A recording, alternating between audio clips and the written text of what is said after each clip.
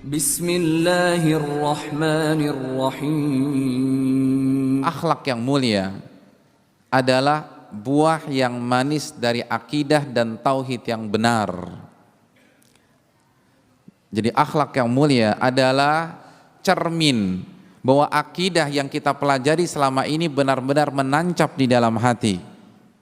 Oleh karena itu banyak sekali hadis yang menggabungkan antara akidah dan akhlak. Nabi sering menggabungkan antara perkara-perkara akidah dengan perkara-perkara apa? Perkara-perkara akhlak. Di antaranya hadis Bukhari Muslim dengan lafaz Imam Muslim, Nabi mengatakan, "Man kana yu'minu billahi wal yaumil akhir falyaqul khairan aw liyasmut." Barang siapa yang beriman kepada Allah dan hari akhir, hendaklah ia berkata yang baik atau dia diam. Jadi secara tersirat Nabi ingin menjelaskan kepada kita, kalau benar Anda beriman kepada Allah, Anda beriman bahwa Allah itu As-Sami, Allah Maha mendengar setiap huruf yang kita katakan. Anda benar-benar yakin bahwa Allah memiliki malaikat yang Allah firmankan dalam surat Qaf, ma yalfidhu min qaulin illa ladaihi raqibun atid.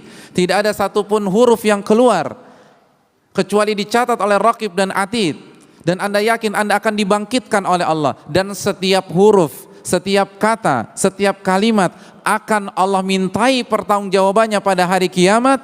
Falyaqul khairan aw liyasmut. Hendaklah Anda berkata baik atau diam. Hendaklah dia berkata baik atau diam. Jadi kalau benar-benar akidah itu masuk ke dalam hati, bukan hanya retorika, bukan hanya ceramah, bukan hanya goresan pena, bukan hanya tutup buku. Memang yang dibuka sih Adabul Mufrad, yang dibuka Riyadhus Shalihin, tapi masih gibah, masih menggunjing orang, masih mencaci orang, masih suudzon dengan orang dan dia ungkapkan dengan lisannya, maka iman Anda lemah walaupun penampilan Anda sudah islami, walaupun penampilan Anda sudah sunnah.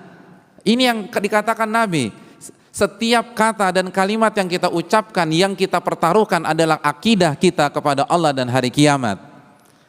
Jadi hati-hati berbicara, karena setiap kalimat itu adalah cermin seberapa dalam iman Anda kepada Allah, iman Anda kepada nama-nama dan sifat-sifat Allah, dan iman Anda kepada hari kiamat. Man kana yu'minu billahi wal yaumil akhir falyaqul khairan aw liyasmut. Barang siapa yang berkata baik, barang siapa yang beriman kepada Allah dan hari akhir, hendaklah ia berkata baik atau diam. Makanya prinsip yang diajarkan oleh Allah kepada kita, apalagi yang ibadahnya sudah benar. Apa kata Allah dalam surat Al-Isra ayat 53? Allah katakan, wa qul li ibadi yaqulul lati hiya ahsan inna syaitana yanzagu bainahum inna syaitana kana lil insani aduwan mubina. Dan katakanlah kepada hamba-hambaku, ibadi, ibad, ini pujian dari Allah Subhanahu wa taala kepada hamba-hamba yang beribadah kepadanya, yang ibadahnya ikhlas dan ittiba kepadanya. Katakanlah kepada hambaku, katakanlah kepada orang-orang yang beribadah kepada diriku, kalau dia berbicara, maka ucapkanlah kata-kata yang apa? Ahsan. Apa arti ahsan?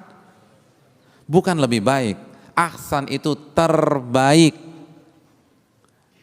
Jadi kalau kita ada dua pilihan, maka pilihlah yang paling baik.